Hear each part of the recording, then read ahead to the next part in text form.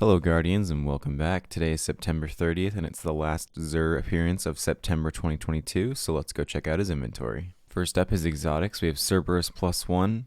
This is a super fun exotic to use in all categories, PvE, PvP, PvE, VP, whatever gambit is called, so be sure to pick that up.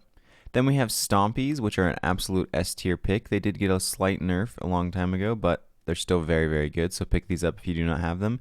And they have a decent roll on them too.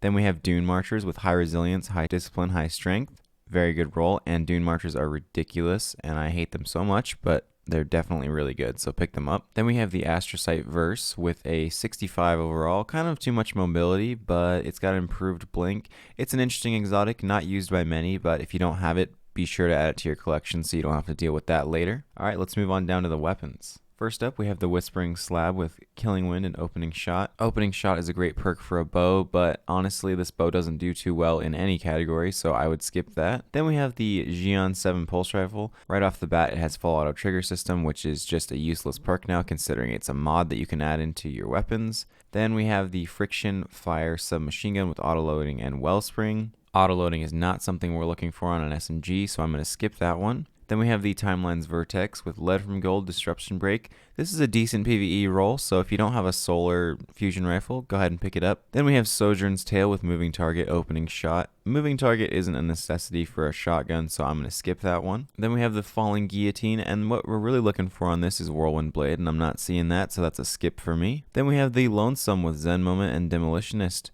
This isn't a bad roll, but it's kind of mixed perks. We have a PvP perk and a PvE perk, so it's not necessarily what you want, so I'm going to skip that as well. First up, we have Hawk Moon, and it has Quick Draw on it, which is really, really good for a bow swap build. So if you run a hard-hitting bow in this Hawk Moon, you can do some serious damage in the Crucible. Moving on from there, we move on to DMT, and it's got Subsistence, which is an okay PvE roll, but honestly, this is a skip for me. Then let's jump right into the armor. First up, for the Hunters, we have Resilience, Discipline, Strength with a 61 overall.